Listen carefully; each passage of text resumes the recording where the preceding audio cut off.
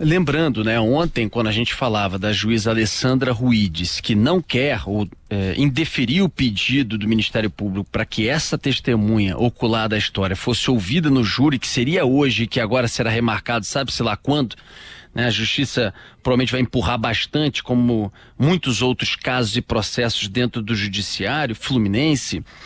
Ontem havia uma discussão se ela poderia ou não ouvir novamente em loco a testemunha.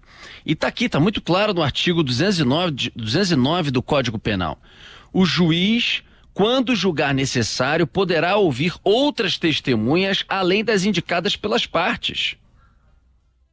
E aí tem o artigo 1, se ao juiz parecer conveniente serão ouvidas as pessoas a que as testemunhas se referirem, artigo 2 e tal. Então há essa jurisprudência muito claro, é o que o Ministério Público está colocando, é o que a defesa da família Aminheiro está colocando. Então, se a juíza Alessandra Ruides quiser, ela pode. Ela tem respaldo para ouvir. Tirou por quê? Indeferiu por quê? Não quer ouvir por quê? Não quer justiça nesse caso por quê? Não quer dar essa possibilidade por quê? Veja, juíza Alessandra Ruides, tá todo mundo agora falando sobre o caso do ex-deputado executado pela ditadura Rubens Paiva, diante desse filme maravilhoso, Ainda Estou Aqui, em que estaremos agora, inclusive, em 3 finais do Oscar, algo histórico para o Brasil, e a Fernanda Torres levou o Globo de Ouro agora como melhor atriz.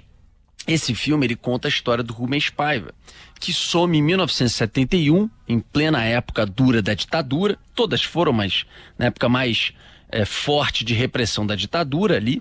Em 71 ele some de casa, é levado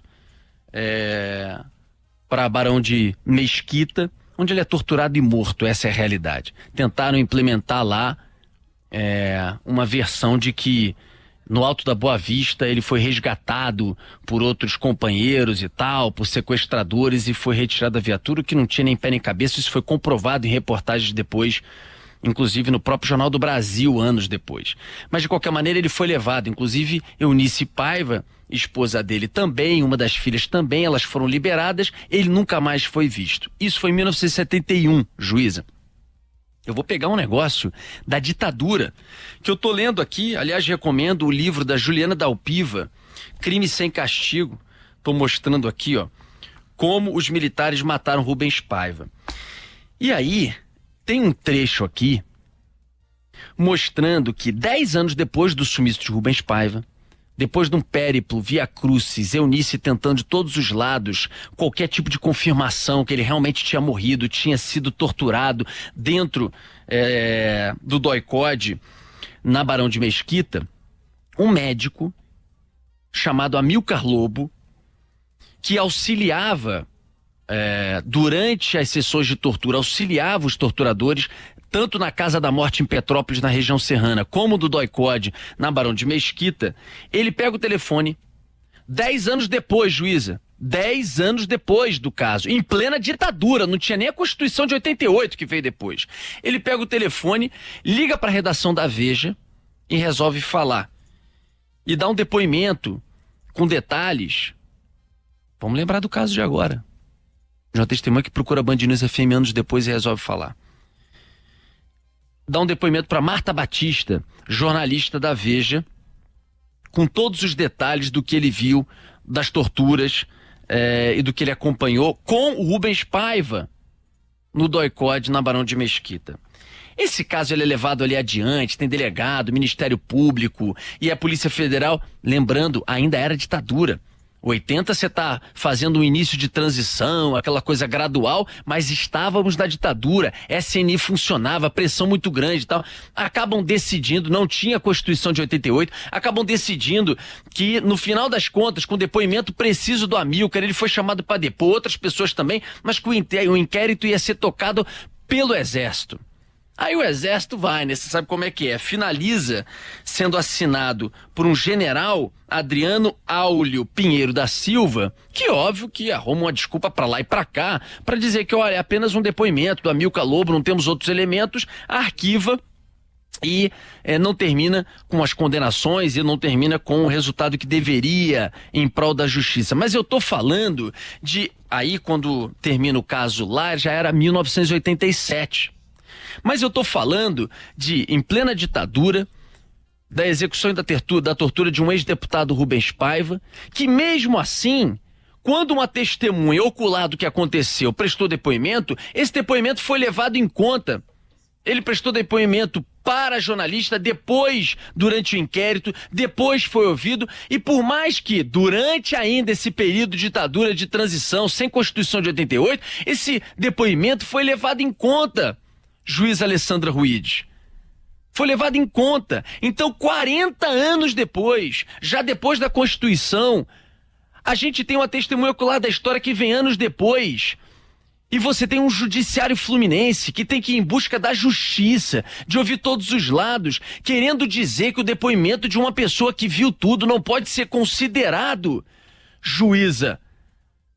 Não pode ser tomado frente ao júri que vai, com a reabertura do caso, poder analisar de novo a punição a esses policiais que, segundo Polícia Civil e Ministério Público, tiveram direta responsabilidade no assassinato e sumiço do corpo de uma engenheira de 24 anos na entrada da Barra da Tijuca. Que isso?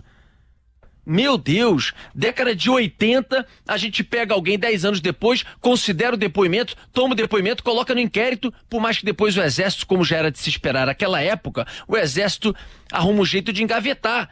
Mas 40 anos depois, juíza, em plena democracia que a gente está vivendo, um judiciário hoje com a liberdade que tem para trabalhar, com a sociedade buscando justiça para os casos como esse, a gente consegue arrumar argumentos para não convocar o testemunha, ao invés de arrumar respaldo no artigo 209 e convocá-lo para depor na frente das pessoas, inclusive podendo ser questionado pela defesa dos policiais sobre eventuais incongruências do seu depoimento, inconsistências. Não é possível que agora, com esse adiamento, a juíza não coloque a mão na consciência, não ouça o Ministério Público, a defesa, não leia, inclusive, a história, não busque jurisprudência para que ela aceite o depoimento e este cidadão que está sofrendo com a vida dele, possa depor e colocar lá ipsis literis o que ele viu para ajudar, pelo menos, já depois da morte, sumiço da menina, já que esse corpo nunca foi entregue à família. Vide o caso que eu estava citando aqui agora há pouco. Mas não estamos mais na ditadura, né? Podemos hoje tomar outras medidas, podemos hoje tomar outros rumos. E a gente precisa que um caso como esse seja esclarecido, para pelo menos aquela sensação de punição e não da impunidade chegar nos peitos e nos corações de todas as pessoas que acompanharam isso no Brasil como um todo, mas principalmente na família Miero, que aguarda ainda angustiada por um desfecho desse caso.